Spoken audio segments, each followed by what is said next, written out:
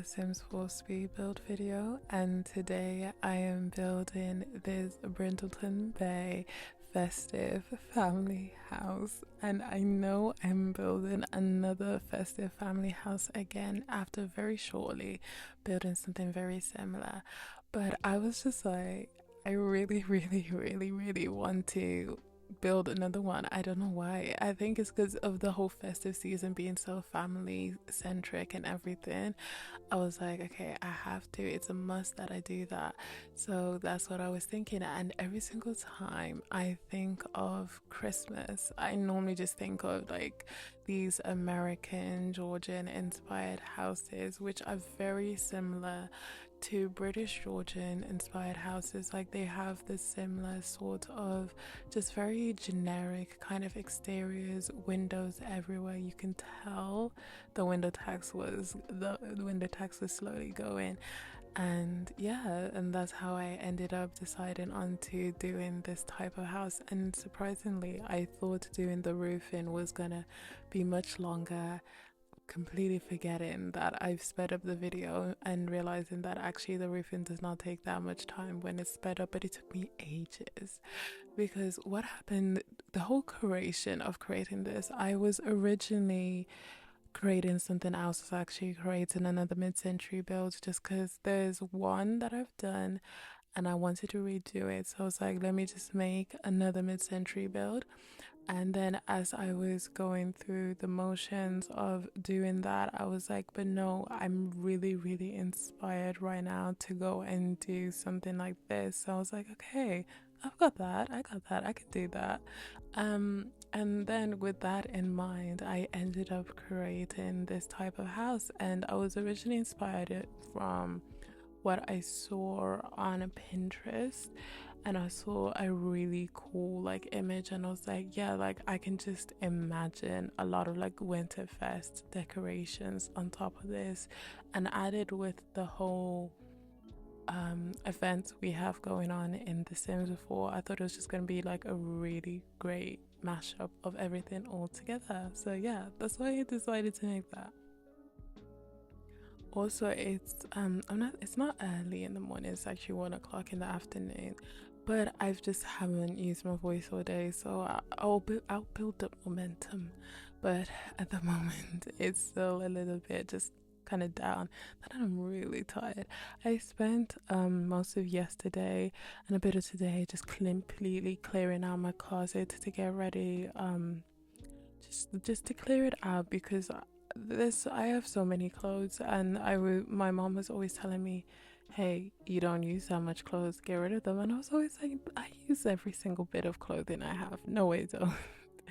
I mainly use, what do I mainly use? I mainly just wear pajamas most of the time, and when I go out I wear a dress, so I don't really have in between clothes, because I either just go out because my friends want me to go out, or I'll just occasionally, like if I'm going casual, wear the same pair of jeans and wear the same top, because I don't know, when I find like those little things that I feel comfortable in and okay when, I'm just gonna use them until they do not fit or they're completely ragged, because I don't know, I'm not really I was gonna say I'm not really a fashion person, but I think it's just because there's not a lot of clothing that fits me right, just because my body's not the average body you would see on a lot of models and stuff. So it's really difficult for me to find clothing sometimes, because I have a what's my body type.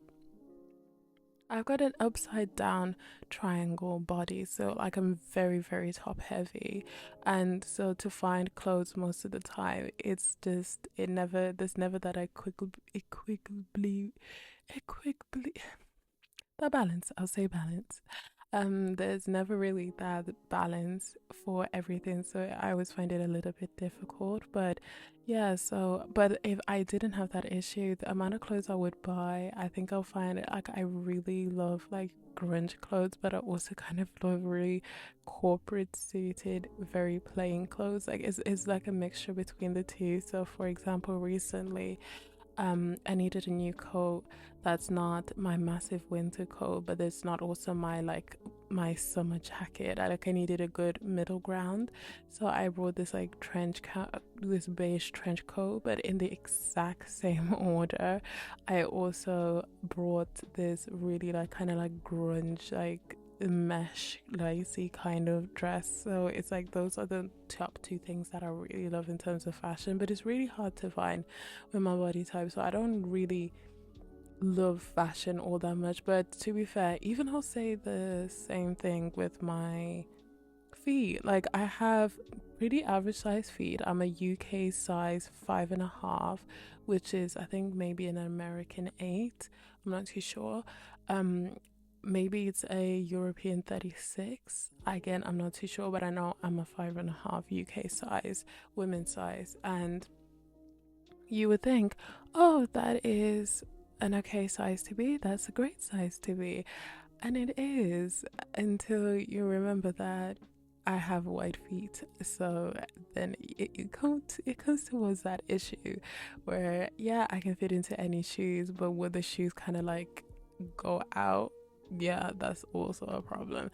But beyond that, it's fine. I'm not gonna go too much into my entire like fashion journey and my difficulty of finding clothes, but yeah, that's basically what I was doing most of yesterday, and I was doing most of today. And I got 3 full black bins, like big heavy duty black bags, ready for the charity shops pickup. So like it was just like it was a lot, and I was not expecting. I do not wear that many clothes, and a lot of the clothes I did struggle to get rid of, but I had to really look at it and be like, there are other clothes I wear more, far more. Like I think I've worn this shirt like once this year, and that's not incentive enough for me to keep it. It's a nice shirt, I love the shirt, but it's not an incentive to keep it because I've only worn it once, and there's other things that I wear far much more. So that's what I was doing, and that's what I was getting rid of. And I was doing that simultaneously as doing the mid-century house. Actually, another thing had to come out.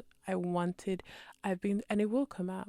I've been doing a train, not the Polar Express, but like Polar Express ish. And I wanted that to come out, but as I was doing it, I was like, this is really, really difficult to do, because I had no idea what to do for the carriages and to do for the benches and everything like that. And I'm probably going to get rid of that entire thing and redo the interior. But what I was saying, what is really, really helping with the creation of that train is the life and death pack. So I just gotta warn everyone already that the life and death pack will be used quite heavily within that build. And I also want to say that I told you guys, I warned you guys before when the pack came out. Again, I'm using the exact same counters because I love those counters. They're my favorite. And it was just so much fun building this house. I would say one thing about this house is that it is really simplistic. It is really simplistic. Like in my head, I was thinking I added a lot of detail, but when I look back at it, I'm just like, actually, I didn't add a lot of detail. One thing I would change though, and I don't know if anyone else who's a builder was like facing this issue as well, but when I'm building and I'm using the Better Build by mod, I try and shift click on the lights like I was able to before, but I'm not able to change the light color in game anymore. So that's why everything is just kind of stuck to like the base color of the light. And I like it to an extent, but for example, for this build, I'm trying to create something that's a little bit cozy, and it's just a little bit difficult when you just got flash. It's clinical white light, and yeah, but no, it was a lot of fun to it was a lot of fun to build this, and I used a lot of pieces that I normally use, such as those counters, but I used a lot of pieces that I don't really use. Have you ever seen me use those chandeliers before in my life? No, I haven't. And also, I don't normally use, again, the life and death pack runs deep within my gameplay and my builds, because I also used the life and death wood flooring, because as I was looking for interior design to do this house, I was like, okay, what do people normally have going on? And I did end up going beige. I spoke about it like 3 videos ago that I'm gonna try and add a little bit more color to my builds, and then I just go beige.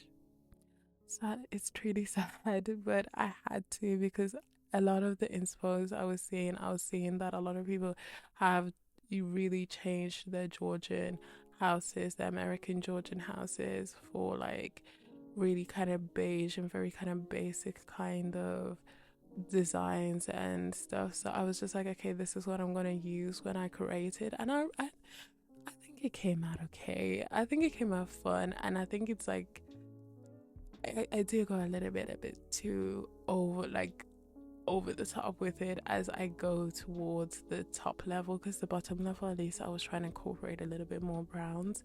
But when you see me go through the top level, you're gonna see that she did just end up using the what is it called, the category selector. I just did end up using the category selector and just clicking white and being like, just give me everything that's white in the game and I'm gonna decorate the upper level like that.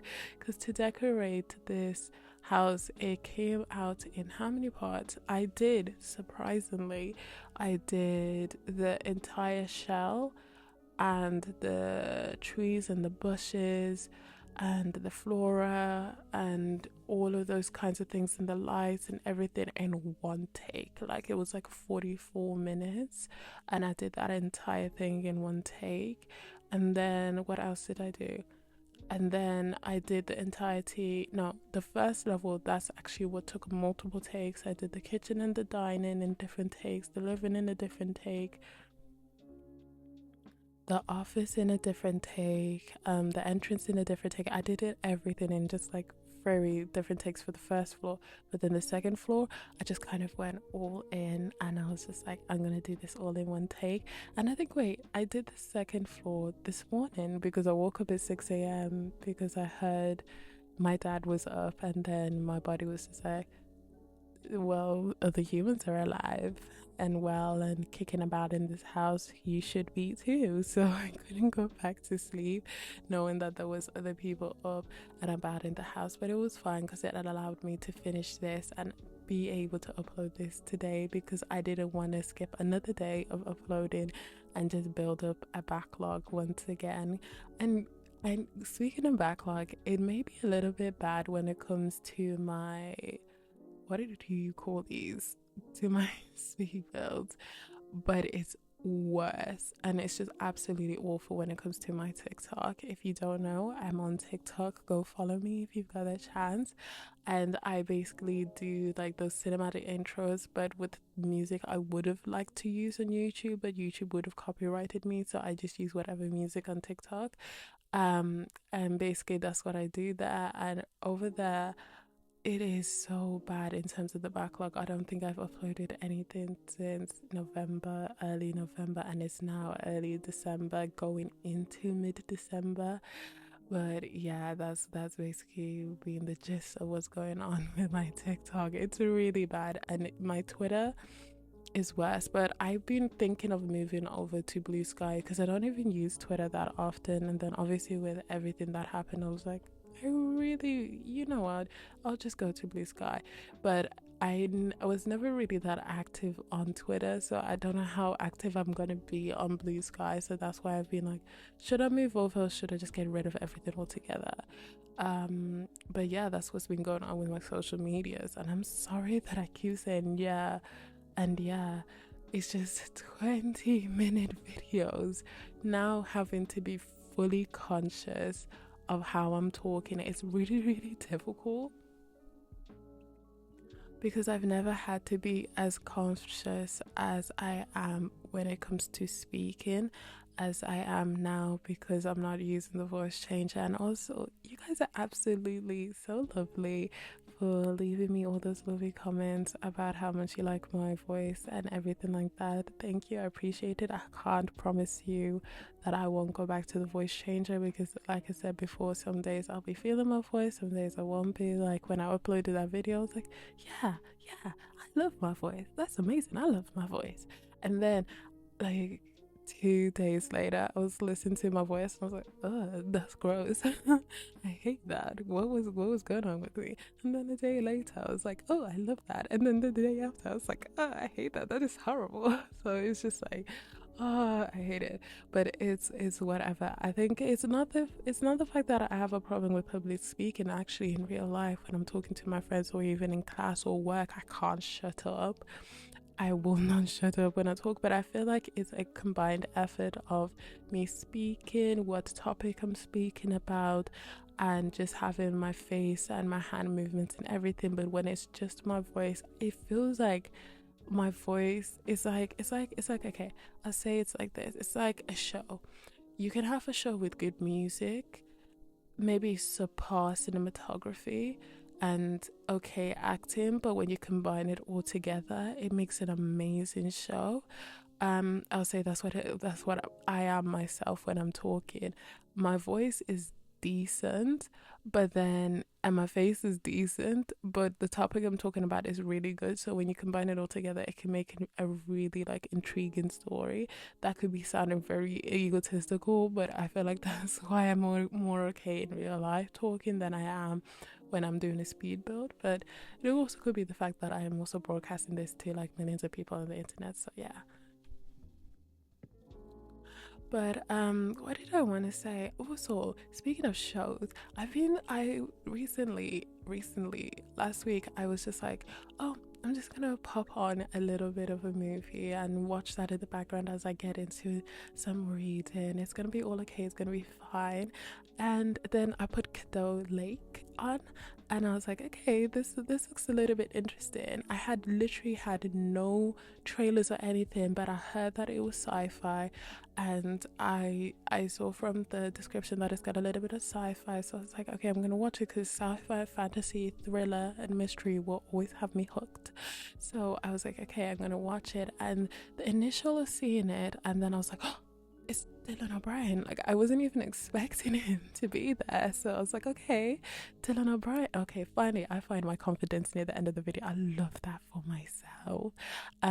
But yeah, I was like, oh my god, it's Dylan O'Brien. So I kept watching it, and then I still didn't get what was going on, but I was like, oh, I'm enjoying the ride. And there might be a little bit of spoilers, so if you have not watched Candle Lake, kind of like skip a little bit. But then as I continued watching it, then I heard about timelines and I saw time travel, and I was like, time travel amongst anything else is my favorite sci-fi trope.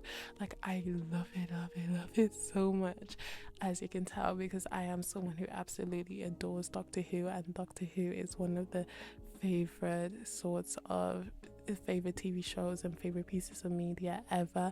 And I'm also a really big fan of Tenet by Christopher Nolan, so you can imagine how much I absolutely love time travel and all things time travel.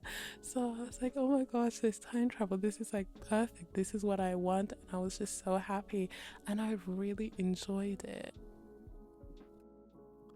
Oops, sorry. I hit the mic stand, and I really enjoyed it to the point that I was like, this may, and I don't mean to be rude, but this may be my favorite film that I've watched this year, because I won't say that it's cinematically that great, because it's not. I won't say that even the editing and the score is my favorite, because it's not as well, because I think I understand where they were going with the direction of it, like, but it was I could feel that it was a streaming film rather than a cinema film, so I could tell there was that really big difference within it. But I enjoyed the story so much, and if you ignore the whole grandfather paradox in it, it is such a great story. And it was just something that I was like, I really love to watch. But again, I need to give myself 2 weeks, because sometimes every single time I watch a film, I'm like, this is the greatest film I've watched all year, and then I give myself like 2 weeks, and then I'm like, I hate it. So yeah, I have to give myself a little bit of time to come and understand that, okay, maybe I just loved it in the moment.